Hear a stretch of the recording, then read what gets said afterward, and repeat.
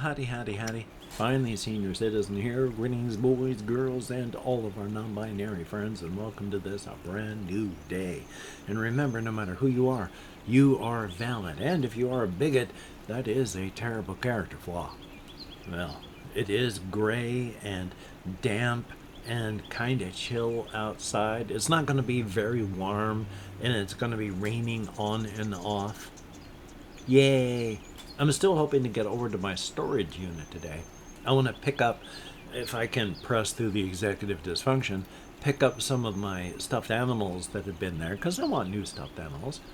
And I want to pick up some of the electronic stuff that I've had in storage, because I think they have the lithium. I know they have rechargeable batteries in them. And they're like tiny readers that my late wife bought like 20 years ago. But they're like book readers that you'd read on the little LCD stuff. And they have batteries that can turn into spicy pillows and then catch on fire. So I need to get them and properly dispose of those things that I'll never use again. Like, I think my late wife's Kindle, or whatever the hell their tablets were called, from 20 years ago. It's not going to be any good, that sort of stuff. So, yay, hopefully I can get that done. Hopefully your day is going well. I have some things written down, and then somebody in comments, Leo Tom Music, I believe, was asking about my late wife. So I want to spend a fair amount of time talking about her. But first, I've been playing and still play the game Grim Dawn. I think it's an awesome game for an action RPG, if you like action RPGs, with an isometric view that you can spin it and turn it. It's fully 3D. But you're racing around in this grim, dark fantasy world, and it's destruction and killing and all that you do in an action RPG. But it has become markedly easier this time round. I've got it on a harder difficulty, and only now, in like level 35, am I really starting to feel the push of the game being hard. And every time before I've done this, even normal gameplay can be tough. Veteran was almost unplayable. But now, it's not that. They might have nerfed some of the stuff in the game, but the biggest thing is, I don't know if this has always been in the game, and I just never realized, or if they added it. But if you're in a tough spot, you hit spacebar, and your character does an evade move. And you burst free of wherever you are in the direction that you're facing. It doesn't matter if there's bad guys in front of you. You go right through them. And you have a lot of iframes where you take no damage at all. So all of a sudden, I've gone from taking a lot of damage and getting killed all the time to, boom, I'm out of there. Now, it does have a cooldown, like a 5-second or so cooldown. So once you go, boom, and you're safe and free, they're still chasing you. And you better be moving, because you can't go boom again for a while. But that changed things intensely. It was still a position of, when the bad guys hit, I needed to instantly drink a health potion, because they would hit with half health gone, and it's going down in increments quite quickly. So it's like, drink that potion quickly or I'm dead. Now at level 35, it has reached the point where they hit, I take incremental damage, and I either take the potion and die anyway, or by the time I hit the button to drink that potion, I'm already gone. So I'm having to go back and try and farm some experience and try and get a little bit tougher. Also, what makes it probably crippling myself in this fashion is when you go up in levels, you get to you have classes for your character, and then there's perks as you go up in your levels, and each one of those perks can be expanded. You spend your experience on them as well, and it increases their abilities. So I like taking summons, so I can summon up a crow, which helps me. I can summon up this hellhound, a horrific, nightmarish dog creature that goes through and, tears and bites and kills. And I can summon up a whole bunch of skeletons that fight for me. And I've been slowly beefing up all those, but I've only been doing the passives, things that I don't have to think about. There's all sorts of attacks that you can do, but you got to remember to do them, and you've got to be able to make sure your fingers can go from, like the E and the R key is E for energy potion, R for health potion, so you got to have two fingers on those. So if you want to hit the 1 or 2 key, you've got to be able to either reach far or bring your fingers over and then back to the E and R without looking down, because you need to see what's happening on the screen. And unfortunately for the user interface, when you're looking at the middle of the screen, down here is the count of how many skeletons you have that you've summoned. And up here is your bird and your hellhound info. So you either better have very, very good peripheral vision or be able to glance up and back real fast and hope you don't die. So thumbs up on that. It's a good game and I enjoy it very, very much. Also, I just thought I'd mention this. I had reinstalled the game Crime Boss Rockay City. And I guess it's an extraction shooter because you're going in, you're doing a loot stuff, and then you're extracting from the scene. It's largely co-op. It's supposed to be for 1 to 4 players, but you can play it solo.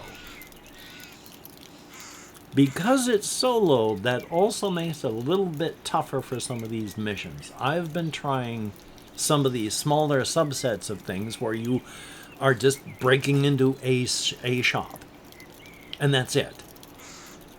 But hokey smokes, with one person, you've got to stealth your way in. And there's cameras, and there's guards, and you don't want to get seen, and you got to break in, but you got to get in, and you got to make it around the guards, and then you got to get into the area, and then you got to steal all this stuff. I can't even get in there. By the time I'm trying to get around the cameras, I'm zip tying the guards that I'm coming across, but there's just so much happening. But that's the stealth kind. It also has a roguelike mode. Well, roguelite mode. That one you just go in with guns ablazing. It is fun. It's just you got to be good at extraction shooters. If I spent time to hyperfixate on it, I'm quite sure I could get pretty good on it. But, like everything else, I've got a list of things I'm playing, and so I don't hyperfixate on just the one game. I hyperfixate on this whole bunch, which means I don't get really good at any one thing. But it is fun for what it is, and it is goofy and terrible, but also they really have made a roadmap for improvements and changes, and they're sticking to it. They came out with this game, like, what was it, 2022 or 2023? And in 2025, they are still following their roadmap and pumping out updates and DLC for this stuff regularly, and it has become a pretty good game for all that it's been very negative in the reviews. So thumbs up on that. Just thought I'd mention it because it is fun, though I suck at it horrifically. Also, I showed off my meeples of, well, I can't remember what they're called, but all the danger meeples. there were all these meeples of might. I finally figured it out. Here we are. It's 30 meeples, but it's only 10 meeple types. And so it says 30 unique characters, but there's only 10 types. So there's not 30 unique characters. There's just 3 of each of the 10. Same thing with the others. I finally figured that out. But they're small, they're just little plasticky things, and they're goofy, and they're fun, and they're silly, and that's all that's really needed. You don't need a lot of great stuff, and I got a bunch of games that I want to be using these on, and have. But it's just when they're talking about among them are heroes consecrated by the gods and ready for mighty deeds. Really? Consecrated by the gods. Ready for mighty deeds. I'll buy that one. Okay. I just thought I'd talk for a bit about my wife and who she was and what happened, because I met my wife in the year 2000-ish. 2001? I had been fired from my previous job because, I had quit. I had quit my previous job that I'd had, went through a bunch of rehabs, went back, but the person that was a hirer and firer, she, for whatever reason, she was deeply Christian, and I was an active alcoholic who went through rehab.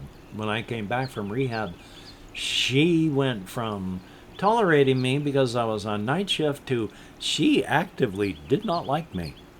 And that was fun, because I eventually got fired. And that was fun as well. So I had to go to a different nursing home. And there were a bunch of people that worked there, of course. And there were these couple women that worked on day shift that I was a little bit interested in. And I worked evening shift, so I didn't really see anybody. But one of the people there was a nurse that worked on the day shift, and all the others were nurses' aides. But I was not really paying attention to anybody and such, except for this one person. I liked the way she looked, I liked the way she acted, I liked the way she talked, I liked her. And so I spent time talking with her. And then eventually her friends, they became matchmakers, because she was afraid to take any steps. I was afraid to take any steps. They said, hey, let's go see the Harry Potter movie. Got a bunch of their friends together, invited her. And then said, hey, heard you like Harry Potter stuff, invited me. And then once the two of us had said, yes, we'll be there, all of the rest of them dropped out. So then it was just me and her. And so we went to see the movie. And things went swimmingly. And pretty soon we became a couple. Now, yes, my first child was born 6 months after we were married. So, yeah, we were banging pretty regularly before we got married. And after the birth of my first child, my wife became pregnant with our second, at which point things went downhill quickly. Now, before that, my wife had not had a good life medically. She had had non-Hodgkin's lymphoma as a child and a teen, but her mother could not get anyone to take her seriously because she was just a woman, and in the medical processes, I can't remember the word, in the United States, especially if you're a woman, you're not going to be listened to. And so my future wife had grapefruit-sized tumors that they eventually had to do exploratory surgery to get rid of all of them. So she had a huge scar from the base of her sternum down to her pubic bone. She also had a previous child, so she had a cesarean scar down there. Now, our second child, her second child, my first child, also cesarean. And then now we come up to, except because of everything that had happened, and with all these things, they used chemo and they used radiation, and they blasted her with a bunch of chemo and radiation that She was in the last generation of people that got that much stuff because they discovered that that chemo and radiation saved you in the short term, but everyone was dying before they were 40. So they stopped doing that. She was falling apart at age 31, 32, and was on a busload of meds to keep her alive. So yay on that. But we got married, we did all this stuff, and then she became pregnant with our second child, at which point she had to go and stay up at the hospital in Seattle, Washington, because her body was going into premature labor. And at like 3 months pregnant, that's not good. So she had to go to the hospital there to be as calm and quiet as possible, and if things went wrong, immediate emergency medical help, which eventually happened. And it became an emergency cesarean because it was the umbilical cord had wrapped around our child's neck, and that was not good. Yeah, that kills a fetus. So luckily it was only like 9 weeks, 9 weeks before the projected date of delivery. So her first child had been premature. Our first child, not premature. Our third child, her third child, my second, premature. So that was wonderful and scary. But eventually she was able to come home, and that was good. And then we had to get her ready for heart surgery because her heart was failing.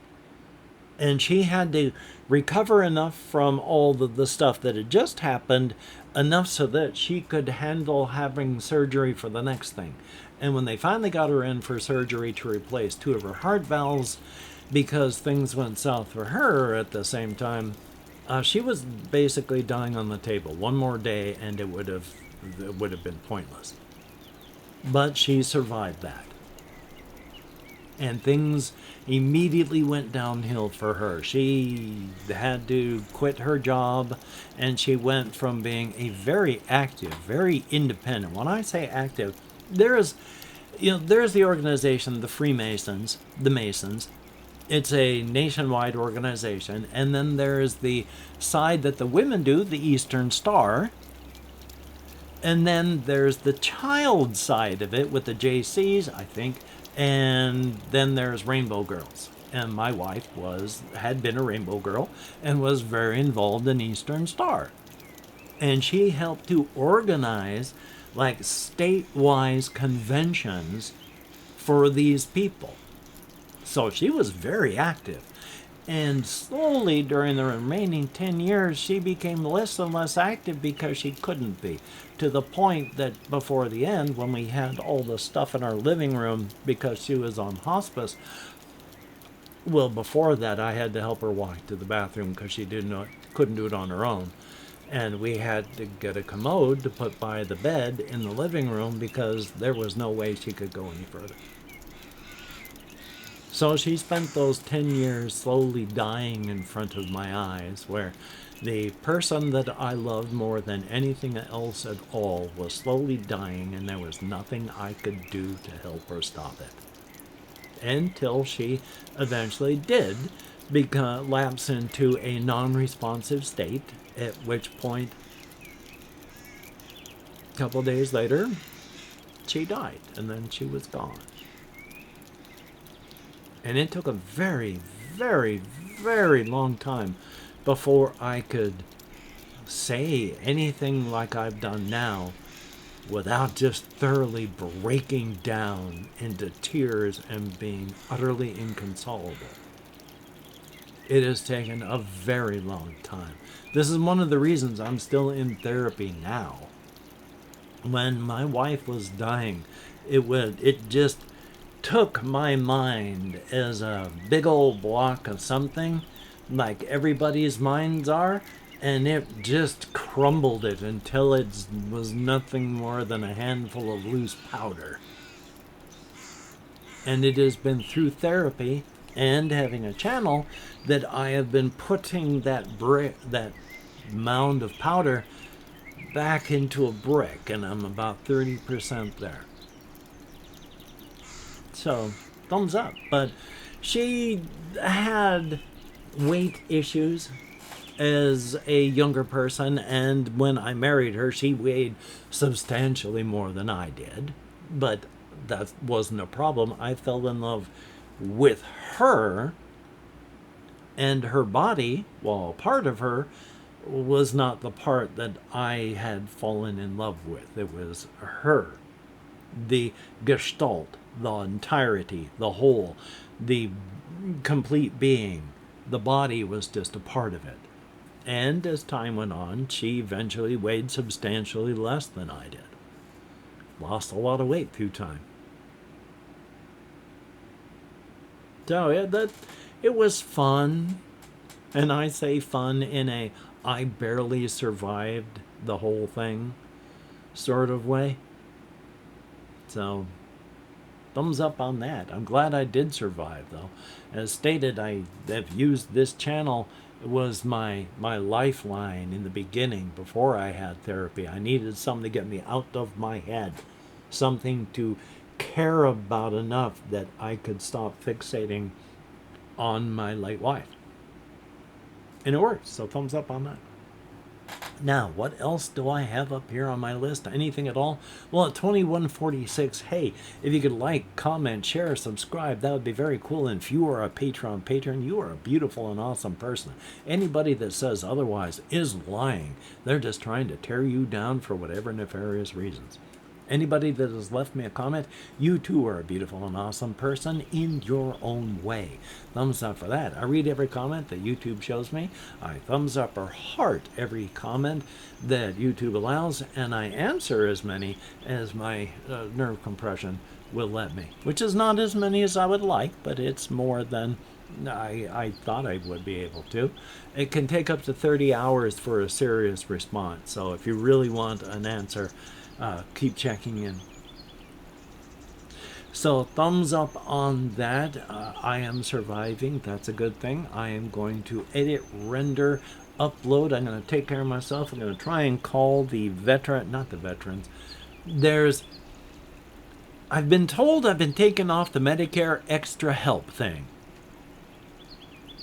But at the same time, it says if you're on Social Security and you have Medicare, you won't be taken off the Medicare extra care part.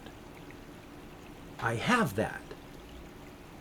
So if I'm not supposed to be taken off of it, how can I be told I need to do something because I'm taken off of it? Yay. Anyway. Hopefully you can get done the things that you would like to get done, and if not, well, please do not beat yourself up. You deserve better. Yeah, so holy smokes, I do not have anything interesting here to really show off past this point. So if you have watched up to this part, if you could write meeples into the comments for, first, blatant engagement farming, and second, I'm calling out Marco into the void to see if anyone answers back polo. So if you could, that'd be very cool. And if you don't, well, that's okay too. It's not a requirement. And now that I have said this part, I would like to thank Jesse Koskinen for having called back polo before. And Leo Tom Music, greatly appreciated. Good to see you in the comments. Salvatore Cento 871, good to see you as well. And then there's Kill Brianna 420, who was like, hey, no, it's like, I'm like, hey, it's been a while since I've seen your name in the comments. Good to see you there. And then there's Kyun Kun 3584, who writes very good emails. I am not good at answering anything at all because of my executive dysfunction, my nerve compression, and all sorts of issues, but I try my very best. Oh my gosh, I used to be able to be unstoppable with my flow of words when in all aspects of every media. No, I'm lucky if I can type a line or two. Thumbs up for that. Anyway, so if we meet again, So, until we meet again, I'm not kicking off anytime soon. Until we meet again, you take care. Have a great day today. I will see you on the flip side. And that is indeed a very, very good thing.